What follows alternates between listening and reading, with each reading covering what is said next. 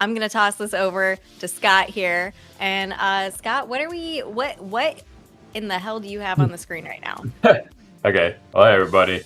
If y'all have heard me before or whatever, I'm Scott, art director here, concept artist, etc. This is legitimately a silly thing that we have to build in this game, and I figured, hey, you can sort of see how I will take a couple things that have already been concepted and created that are put in the game, but we're going to kind of create a new thing out of them. So this is kind of an interesting thing in that, like, we have it's like a mission where a scientist, like you capture like a alien squib brain thing and realize, hey, we can probably reverse engineer this with some children toys, and it can help us find things. So there's a particular mission where the scientist, you've been kind of helping him build these things throughout a couple missions, and he's like, hey, I've got this thing, but we're missing something. So this is a weird little NPC, I guess, that is actually built out of things that are not NPCs. If you're familiar at all with our game, this is the concept for what we call the squib, which is just the little walking brain guy on the ground. And this is a concept for Rovi. And Rovi is a children's toy that you can find in the game, but you can affix it with like dynamite and put like a brain on it, or like a intelligence to it, so it will like seek at enemies, like a red turtle shell in Mario Kart, kind of. So this is actually an object that you'll use to craft different kinds of weapons and things. It's just one piece of it, but it's kind of the main piece of it. And then the squib is just one of the enemies in our game. Now, there's a chance that we don't actually use a squib head to do this, but we use some form of alien meat, if that makes any sense. So we have an enemy called the Giggler, which is kind of had a squib that's kind of reformed a human and kind of body snatched it and stuff. So I might kind of try a couple things here. But the point of this is, sorry, that's a little backstory to what this is. The point of what we're gonna do now is this is the little mesh that's in game right now. Fuse a couple things together, make something new, and this weird little guy is gonna take us to where the aliens are so that we can do things to them. Quick question, Scott. Yeah. So like his little arms that have like drills and weapons and stuff on them, when he has them out and he's attacking enemies, does his sweet little face turn like red and angry? So Like yeah, evil? in fact, if you look at this again, sorry, I kind of work across two computers, so I've got the editor open over here. So I'm taking some screens of things to just copy over to work into here. But his screen, the face will can change and do stuff, right? You can kind of tell. You can kind of tell that it's sort of not working right there because it is like a. Sorry, I'm really zooming in on something that's not a super, but like. Yeah, so it can kind of emote and do miscellaneous things. So Yes. Oh, I love that. So we do have a comment in chat I want to read out loud by Troll Sound. This is in our Discord chat. This is so cool. I love being a part of as many playtests as much as possible. This is the second time being able to be a part of these kinds of insights to the game I am playtesting. This is so awesome. I'm so happy to playtest and be here to see things like this. I've had dreams to develop my own game I had in mind that I think is really cool, but I'm not good at math and just learning basic coding with vibe coding softwares. I love this. Thank you so much, Troll. We really appreciate it. We're so stoked that you've been having a lot of fun playtesting with us. We've been absolutely stoked to have you join us as well. I can't wait for you to see the latest build. We have skill trees now into the game. We got rid of the cassette tapes that were in there previously. So there's some new stuff for you to play around with and see. But it's been a joy having you. Thank you so much. And thank you so much for the kind words too. We absolutely love the fact that we can do these kinds of like one-on-one personal like inside looks at crafting the holdouts with you guys, which is something that, if we were a much larger studio, like a AAA studio or something, it would be a lot more difficult to show the behind the scenes process this intimately. There's a lot more hoops that you have to jump through and everything, but Scott here makes the rules. He's one of our founders, so we get to do fun things like this. And we are able to have that kind of like open communication with you guys, and A lot of times we have devs that will hop into the playtest that we have going on here in Discord, and they'll say hi and watch you guys play and everything. And you guys are super entertaining for us to watch also. So it's really fun to get the player perspective from things and watch you guys experience stuff for the first time. But thank you. Anyways, that was me rambling for all of that. Sin, hashtag I was there. Yeah, Sin was here with us on Friday. Yeah. So one thing that we talked about on the side after our last developer Discord stream was Scott was like, I feel bad I didn't get to actually draw too much because I was talking so much the whole time. So I want to try and draw more this time. And so that's why I'm talking so much this time. I'm trying to give him time to concentrate to be able to actually do some work for you guys here. But we can still distract him with lots of fun questions. So if you guys have any questions on indie game development, on Scott in general, on the holdouts, please ask away. Also, anybody who is watching in Discord, we will be giving away a Ruckus Games hat to one lucky viewer. And there is a caveat that you need to have not already won a Ruckus Games hat in the past or been given one from us. So quite a few people here already have a Ruckus Games hat. Your odds are pretty good if you want to stick around. We'll do that giveaway towards the end. Bust out Skelly himself to show it off. Yeah. Yes, I have a skeleton handy next to my computer. Doesn't everybody? I need to get him a little chair so he can be like behind my webcam.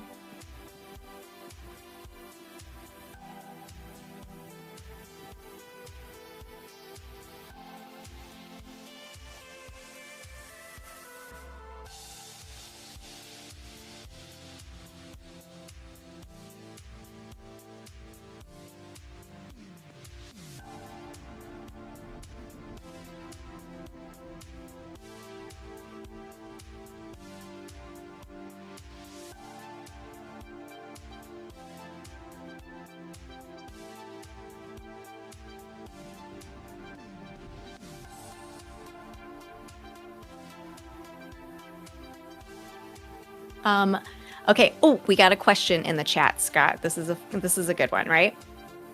What do you all do to avoid wrist, hand, neck, or eye strain? Since artists spend so many hours at a screen drawing and animating, I'm wondering if there are any exercises or routines you'd recommend.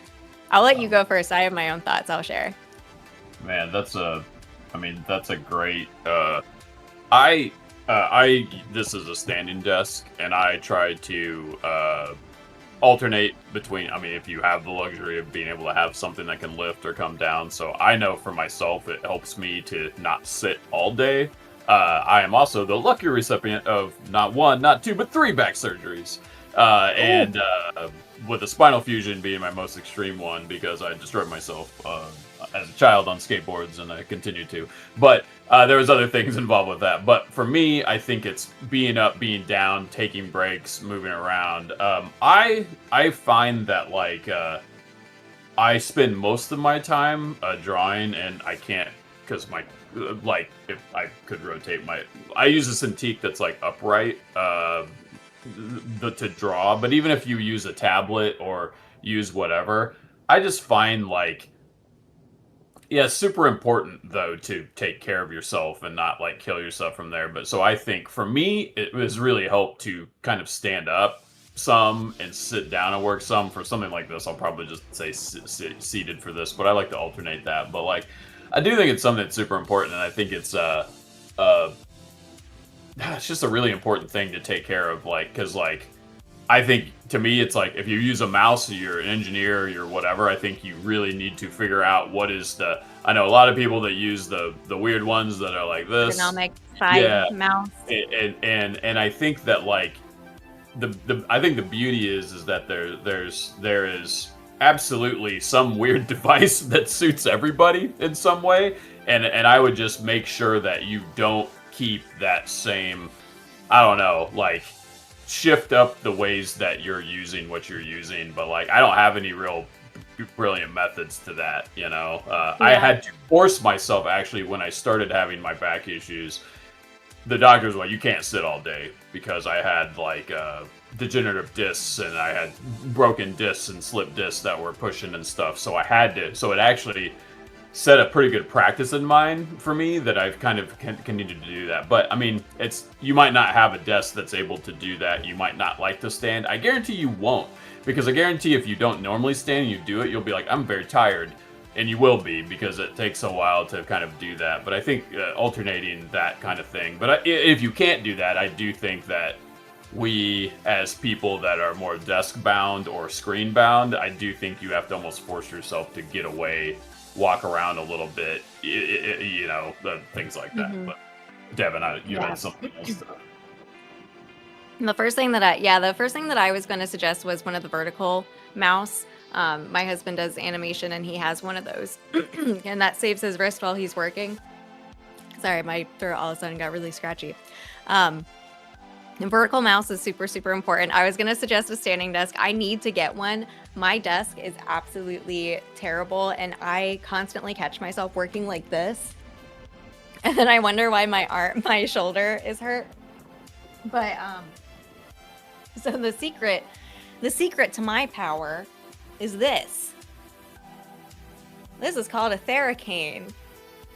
And this is like, I don't know, 25 bucks or something on Amazon, and it's the greatest thing for every single person on the planet, regardless if you work a desk job, a physical job, or whatever. You just use it to get your sore muscles and trigger points, and you just pull on it. It's got all these different nubbies and everything too. You can do like the back of your neck, you can do the bottom of your feet and stuff, the back of your calves and ankle, your legs and everything. It's like literally, you can use it on any part of your body, and it's amazing for relieving, like, you know, tension and pain that way. But also, like, absolutely get up and walk away from your desk often. I thankfully have, well, maybe not thankfully, but I have a fuck ton of stairs in my house, and so I constantly have to walk up and down the stairs anytime I need to go to the bathroom, get water, anything like that. So I purposefully give myself like a small water cup, so that way I have to get up and refill my water and go down the stairs to go to the kitchen and go down the stairs to go to the bathroom. But then the other thing that I will suggest that somebody actually recommended to me back when I worked in an office and studio and not from home was they suggested setting a timer on your phone. So every like 2-3 hours or so, you get up and you just walk around, but you either go outside if you can, if the weather is good, or look outside. But like look at something far away from you that is not a screen or something printed or anything like that. Just like, because your face is so close to your screen for so long all day, that for your eyes to recover, to help them like readjust and everything, you look at something that's like really far away from you that is not like a digital image of any kind. So nature is the best, because nature is the best for you. But if you can't, just look out a window and like look at the sky and the clouds or something. It sounds silly, but you know. Troll Sound says, I tried those weird ball mouses, especially as I work in music, so I'm constantly sitting down doing mixes and producing for many hours. I just can't do that mouse. I like my regular gaming mouse that is comfortable for me and gives me performance. All audio engineers say I should get that mouse, but I can't use it. Really don't like the feel. It definitely is a lot to adjust to and get used to. It's like going from a Nintendo controller to an Xbox controller. Like you have to rewire your brain when you pick it up, but eventually it becomes second nature to you. It gets really habitual, and it will save you in the long run too. Like especially if you are spending so much time with your arms like this is so unnatural for you. That's why the vertical mice are really, really good for that ergonomics. I don't even care what you do for your job, like, or whatever age you are. Like, Stretch. I know it sounds like old man yelling from the rocks, which I guess I am at this point. It really does help so much to just walk and keep your body moving and stuff too, and don't become so like. Sorry, I'm being dad. I'm a dad. Sorry, I'm a father of 6, so I'm like, get up and move your body. You know, like Yeah. so. No, I was just about to say oh my God. Sorry, all I do is talk about my baby, everybody. But like literally my baby is in a phase right now where she's waking up every single hour on the hour throughout the night. And at 3 a.m., finally get her to settle and go back to sleep in her crib. And I turn to walk away and my knee cracks so loud that it wakes her up, and I had to start the whole process all over again. Stretch while you're young. Do it. Yeah. Like your body will betray you the second you turn 30. It starts going downhill from there. I know. I know people that are my age or younger that basically I feel like they're dead.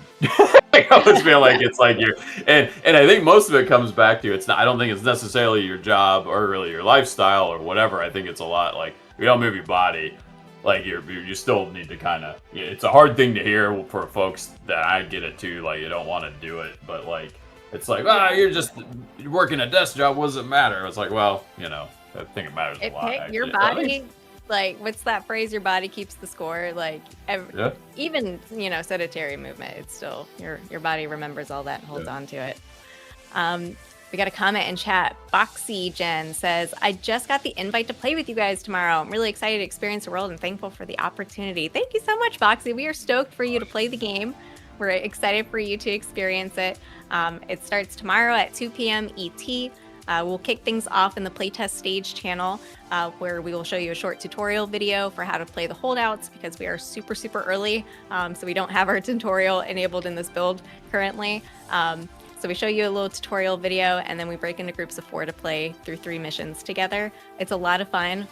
Stoked for you to be able to join us. And if you have any issues finding your Steam key or anything like that in your first look dashboard, just reach out to me on Discord and I'm happy to sort you out.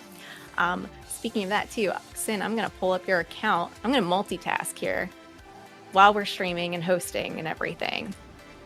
And Sin, I'm going to pull up your account and give you those points there. You earned them, man. Yari just asked, to be able to play test, do you only have to sign up once or should we keep applying? You only have to sign up once. Once you sign up, you're in our system and we'll be able to pull you for play test off of there. We sent out a survey a few weeks back asking what everybody's availability was for specific playtest dates, and depending on what you selected for when you were free to play, that's where we pull off of invites for. If you haven't filled out that survey, I can grab the link for you and post it in chat. Exactly. That's why I like when we have playtests and we get very excited players who are like, oh my god, this is the greatest game, it's so much fun, I love all this stuff about it.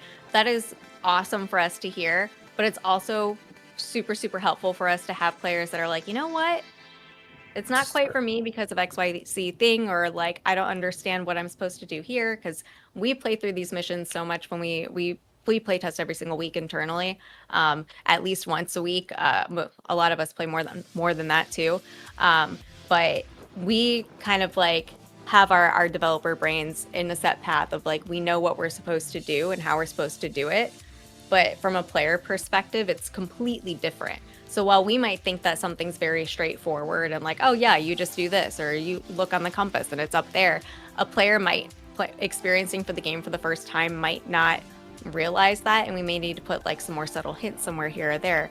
And it also helps with playtest too, when you see a bug and you shout it out to us or report it into our bug and feedback channel that we have. Even if it's something that feels very obvious to you, like the motion blur suggestion, that's not a bug, but we had a lot of players immediately saying like, I would love to be able to toggle motion blur on and off, and like right when I jump into the game. That wasn't initially on our launch plans, but so many people talked about it every single play test that we're able to go to the development team and say like, this is what all the players are saying, like it's really important to them. They express this. We were able to show direct quotes from the players to themselves, and that enabled it to go into the game, and now it's actually in our current playtest build. So, and with bugs, it lets us know the volume of it, like how often is a player actually running into this issue.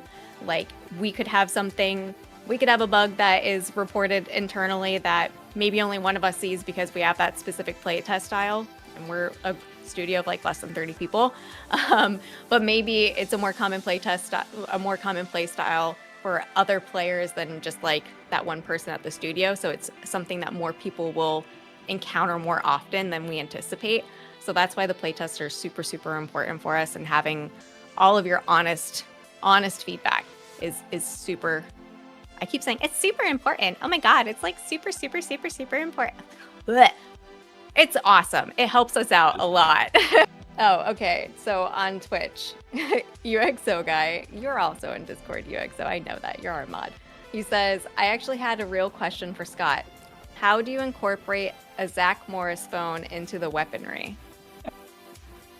That's a good idea. We have, if I'm honest, there's quite a deficiency in telephone weapons in this game. And as somebody that grew up in a corded era, you could absolutely make chucks or do something out of like something with like weapons. That's a good idea though.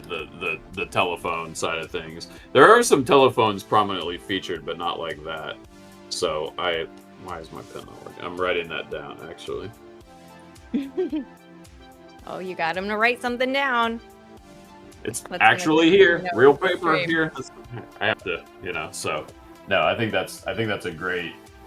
It's funny because like in the time that this takes place, there's so many fun like things you could put in there. You get this point where, I mean, I think I shared the last stream like kind of a very high level squinty view of like weapons and craftables and things that we could make, and like we have so many that we're like, all right, well, those 50 we just can't make this amount of thing because it's just like we can only do so much. But the hope is that we can create a certain pool and we can kind of continue to add more things to it. I kind of have a rule: if I put we call like a component, like an object that you can find that's part of a recipe to make something. I've for better or worse, I don't know why the art director is doing this. I've kind of created a grid that says, if you pick up this object in the game, it's not just like a one-shot thing.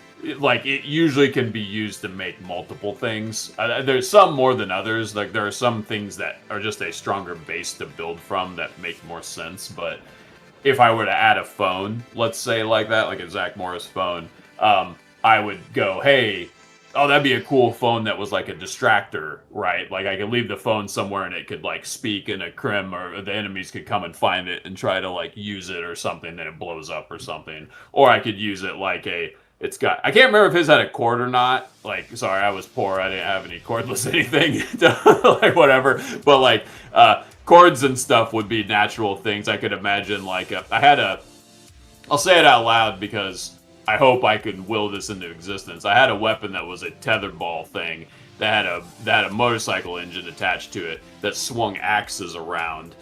So if enemies came to it, they got hit by it. But I could absolutely see putting a phone, particularly like a rotary style phone at the end, like swing around, because that would hurt like a son of a gun if you got hit with that. Yeah. It's one of the things I do. I think about all these everyday objects and how I could weaponize them or what I could do for them, But sometimes though you get so clever, you create a thing that doesn't really feel like something that you would say is telephone. So I think you have to kind of be careful, because I could kind of, oh, this is a cool shape, so I could cram it in to make this thing. But then you're like, does this actually make any sense other than it's a weird thing I tell you? But yeah. We tried, so.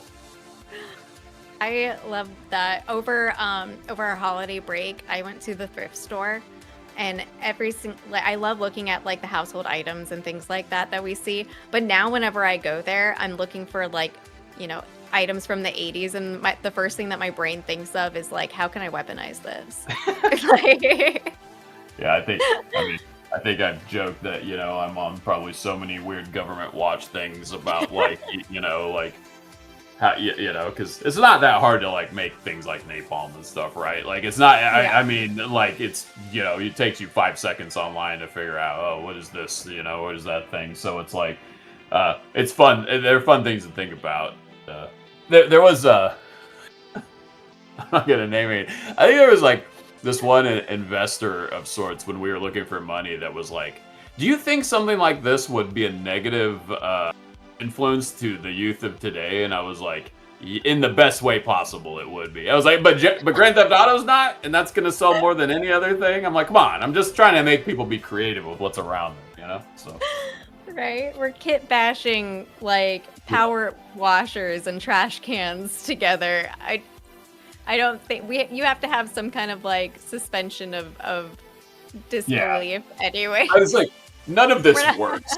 Like There are a few things like I've made potato guns and stuff like that. Yeah, and that you could absolutely destroy somebody with if you've ever built a potato gun or shot a potato out of one. I mean, you could kill. I swear you could kill somebody Yeah. with one if you shot him in the face. I mean, like If you it, get it would. if close enough, yeah, you get the right spot. It's And so there are a lot of things in here that could actually sort of work, but I haven't yeah. I went down I some mean, rabbit do you trails. remember the like paper hornets?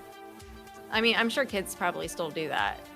But like my cousins used to make those, but they would like put staples in them. Uh-huh. It's basically you just take a piece of paper and fold it up as much as you can, and then take a rubber band Oh. and you just like Yeah. they're called paper, Totally. but they would put like staples in them and stuff. That could take your eye out. Like Oh, kids sure. they'll find a way to beat each other up if they want to. Like Oh, kids get yeah. creative. Okay, so we had a couple questions. Let me catch back up here. First off, before I get to the questions, Sin, by the way, I can't give you the points for wishlisting us on Steam because your wishlist store status is private on your Steam profile. So First Look can't find that information to give you those points. If you make it public, then it can do it. Okay, so questions that we had in chat here. From Ben McIrish on Twitch. When it comes to the physical world / invisible walls, whether it's the environment or the object / players, how much of those surfaces have to be built piece by piece versus copy and paste? I'm curious about that because of when people find bugs like that in games where they get stuck or fall out of the environment entirely. I'm wondering if that part of developing is just that particular or due to laziness. So that's more of an environment artist question off of that. I mean, I'm sure Scott can give insight into that too.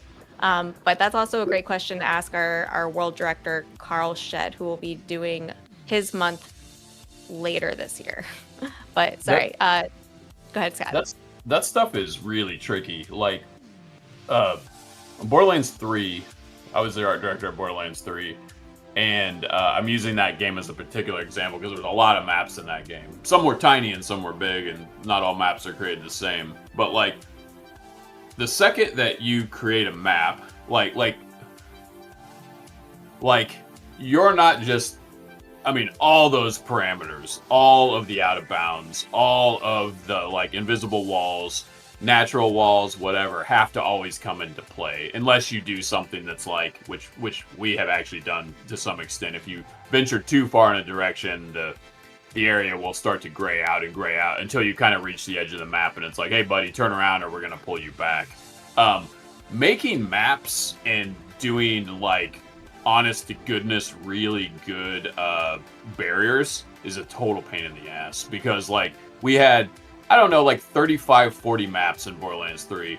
And you'd just be like, whatever, a map is a map, and that's totally true. But there's only so much, like, blocking volumes and, like, like, we'd have the level designers, right? And they're like, oh, well, this is a big cliff, and we're just going to place a death volume, on the edge of the cliff, and we're fine. But QA in 5 seconds would be like, well, I found one that I'm infinitely falling. There's actually a crack in this. Actually, I can walk across it. I can do this. So, like, it's actually super, like, there's a total art form that I think completely does not get respected or in professionally or as fans in the way of not just making a good map, but actually creating a map with natural boundaries that don't piss you off, that don't make you feel like they're fake. We try pretty hard to, when we build a space, it kind of makes sense if I can't go past and kind of not. But man, collision, when you get certain special abilities involved, like teleporting or things that dash you and stuff, you can break maps in seconds, So it's like, that's a really good question, but I would leave that more to Carl, like Devin said. But like, I say this, it's really easy to make something pretty or nice, or even if it's not actually pretty. I think it's really easy to make a nice looking vignette, or it's really easy to make a nice illustration. It's really hard to extend that into something that feels cohesive and feels good, but also doesn't feel cheap as a player. I like Ubisoft's open worlds. You say what you want to say about Ubisoft. I'm not going to get into politics here, but like, they do some pretty darn good jobs, you know, in regards to where you can go, where you can't go, and some of those things. But man, there's so much effort that goes into the boundaries and calling, you know, how much freedom do you have? Do you not? Sorry, I'm rambling. I'll shut up. But I don't have a great answer for you, but I've been involved with that. And I've also been one of the guys from a UI perspective that's had to make top-down maps. So I've had to be in the map. And back in the day, you didn't really have auto-generate collision to kind of have the system sort of auto-build a map that you could work from. We'd literally just have to take a screenshot of it from a top-down. And I did this on Borderlands 1 and 2. And a little bit, I did it on 3. And I would walk to the edge of the boundary of the thing, and I would literally go, okay. And I'd have that on this, and on this screen, I would move the line ever so slightly on the texture for the map to indicate that. And so many times, creating the actual UI map that wasn't auto-generated by a thing, it was just push and pull, back and forth, back and forth. And we would do that, we'd update the new texture, we'd go in the map, what would we do? We'd walk towards the edges of the things and try to be as clear as possible to kind of make sure that you as a player wasn't getting lied to, that you knew this was the edge. This was, you know, the term I always say, honest geometry. This is actual geometry that you can walk on, and this is where it stops. It's the cleanliness of games is very freaking hard, and I think it's something that professionals don't respect and players respect even less. and I say that because I'm both of that, you know, and every time I'm like, I'm going to push the edge of this. I want to see where I can go. I think if you make a game that's arcadey, I'm hopelessly addicted to Saros, if you guys have played that. But it is very much like an arena shooter style game where the edges are very defined. If I fall off, I'm going to die. It never feels cheap to me because of the way none of this stuff makes any damn sense. It's like Unreal maps or Doom. These maps make no damn sense, right? They're just gameplay space. There's no rhyme or reason other than this is how they work. And if you're making a game like that, I think it's really easy to make those define those barriers and communicate those to the player and make them understand. But when you get into some of these, I don't know, less defined things. Yeah. Sorry, that's a great question. That's something I think about a lot. I torture games that I play. I push them to the limit if I like them. I dig into them. I do whatever I can do all over the place just to see how they solve these things. So, that's maybe more of a hobby for me. Yeah. I mean, there's also something to be said, too, about just, like, not being able to fully anticipate player behaviors, too. One of the things that I think of specifically is in Dark Souls 1, there is a speedrun tactic where you go on a specific bridge wearing specific armor, using a specific shield, and you have to go a specific enemy to hit you while you're blocking and aimed in a very specific direction, and that somehow will like teleport you across the map to the end of the game. And like those are the kinds of things that you can test around every edge case scenario you could possibly think of as a developer, but there is no way that your brain is going to think of, okay, what if I do this the same way that like somebody dedicating themselves to speed running your game and memorizing every single nook and cranny and crevice and corner that they can find and push through to that degree, you know? Players are always surprising developers, always. Speedruns are an art as well too. I just watched a dude do just recently, Games Done Quick last weekend. He did a Ghosts and Goblins run, and that is the hardest effing game on the planet. Like, it is so frustrating, and you watch this guy do this, and you're like, well, that doesn't look that hard. Have you played Ghosts and Goblins? Like, have you played that game? It controls like garbage. Like, and you're like, how are you throwing the weapons so fast? They don't go that fast. Well, if when you move forward and you attack at the right time, it kind of glitches the game to do it faster. And if you keep timing it right, you can kill the things faster. I'm like, I played that game for 30 years. And like, I remember I got to the end of the game one time in my life. And it's like, you've got to play through it all again. And everything's harder. And I was like, I'm done with you. Like, this game, sorry. But speedrunners and that kind of stuff, I think I love that stuff. I think that's great, you know. So We need an entire episode of Scott does his best angry video game nerd impression, ranting about his favorite games. dude, I'm just saying, Ghosts and Goblins. Sorry, I'm kind of a masochist. You'd say Dark Souls or Souls likes my ears perk Yeah. up. Like I'm like, ooh, you're gonna beat me in the face? Like let me at it. So when I watch, Yeah. I really respect speedrunners though because of that. You know, you're watching this dude. I'm like, okay, why you die in 2 hits in Ghosts and Goblins? I'm like, he's like, okay, well this is where I jump and I get hit here to glitch through this thing. And I was like, I would never want to get hit in Ghosts and Goblins because you die in 2 hits, right? Because you have no armor. And Yeah. and it was just super Tactics, cool. though. But to that Yeah. point in a map, actually, oh look, see, I see a comment from David here too. David should come in here sometime. He's a level designer here too. So he's the guy that's building maps. So he's the guy that's the authority of that. I'm just like a hobbyist talking stupid crap about making maps, but like the Side speed. note on that, Devin said in chat, and it like cracks me up. He was like, "We should have a big alien abduct you if you go too far off of the map." That's But- so. Oh, Funny enough, that's a good idea. that's for a sure. That's a really. Why didn't we think of that already? It's so obvious. Good idea. It's like those kinds of that's like the kind of idea that's like just sitting right there, but like you're so close to it, you don't see it right away, and then you're like, oh my god, yes, that's brilliant, that's perfect. Anyway, sure. sorry, I got Scott distracted from whatever you were saying there.